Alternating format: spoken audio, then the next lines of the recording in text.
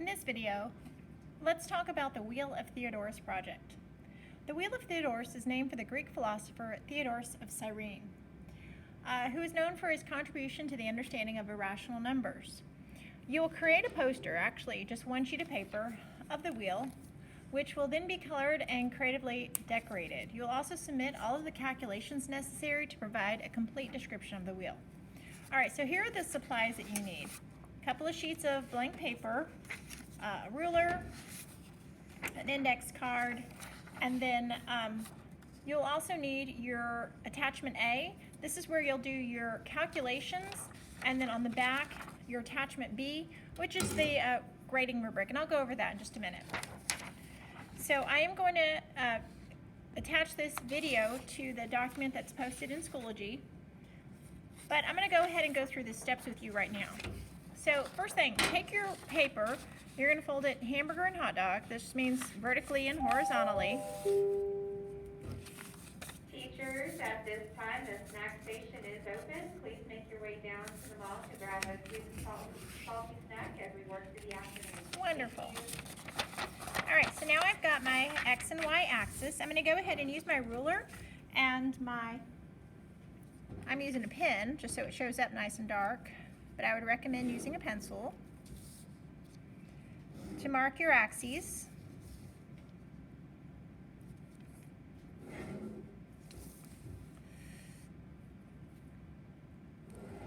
Folding your paper is just the easiest way to get nice straight lines. Alright, the next thing that we're going to do is on your index card, use your ruler to mark off 1 inch. And so I've already done that, and you can see where I've got from 1 inch to the end, and I marked right here. That's 1 inch. Okay. We're now going to use this 1 inch to mark, we're going to put one of the vertices right here at the origin. That's where your X and Y axis intersect. And we're going to mark off 1 inch on both the vertical and the horizontal axis. And this is going to create when we connect these two, an isosceles right triangle with legs that measure 1 inch. Go ahead and indicate your right angle with the little box in the bottom corner. So this box is right here at the origin. This is an isosceles right triangle, and we now need to figure out what this hypotenuse is. And so I'm just going to use some scratch paper. I'll later transfer these to my attachment A. But for this first triangle, this is triangle 1, I need to find the hypotenuse.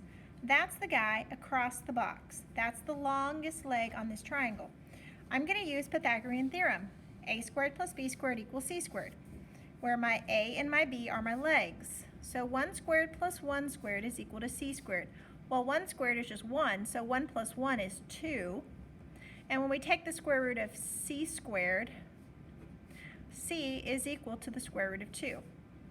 And go ahead and mark that on your triangle. Alright, and so then our next step, go back to your index card. You're going to lay it along the hypotenuse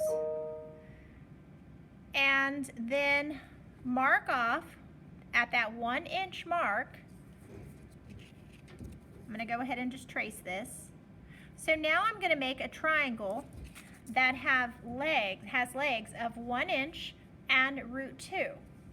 Use a ruler to connect these. This is going to be triangle number 2. Indicate your right angle right down here. Oh, sorry, that's a little messy. Oh well, that's what I get. That's triangle 2. Now we need to figure out what the hypotenuse is of triangle 2. So this leg is root 2, so that's going to be root 2 squared. This leg is 1, is equal to a new c squared. Well, the square cancels the square root, so this is just 2. And 1 squared is 1.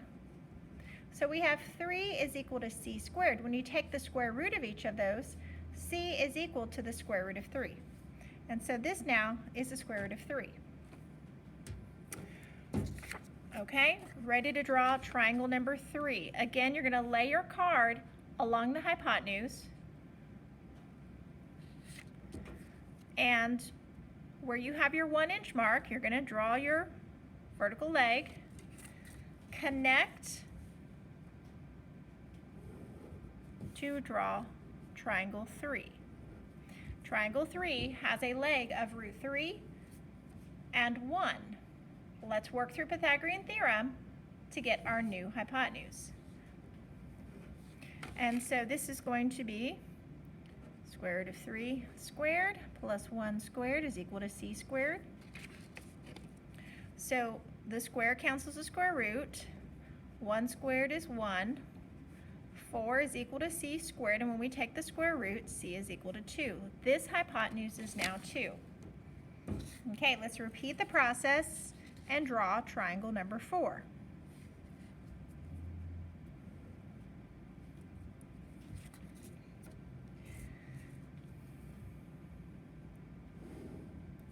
Every triangle should have its right angle identified and all the legs identified as well.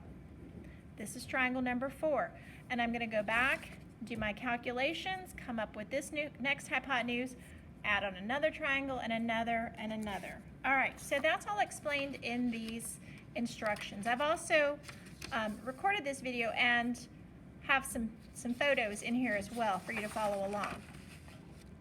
Okay, so once we get all of these done, and you're going to have about 25 triangles, the completer poster is going to be on plain white paper. Be sure to put your name on the back. It'll also have a theme and a title for it. The calculation of each hypotenuse should be presented on attachment A. So all of these calculations that I did over here, we need to record on attachment A. See how our triangles are numbered, short legs are identified. They're all going to be the same because that's what we have marked on our index card. The long leg on this first triangle, they were both 1 inch. The second triangle, you're going to have to figure that out. And then draw in your calculations for your hypotenuse. That would have been these steps here. And then tell me what that hypotenuse is. Okay? So the calculations of the hypotenuse shall be presented on attachment A. The results presented in the hypotenuse column must be exact. That means we're not going to have any decimals. I never once picked up a calculator. They're going to be in radical form.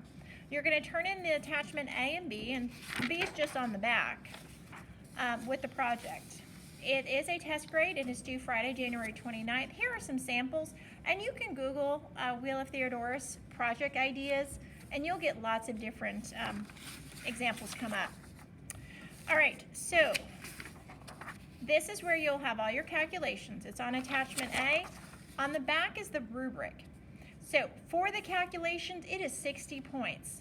You're going to have 20 triangles. I'm sorry, I think I said 25 earlier, but 20 triangles.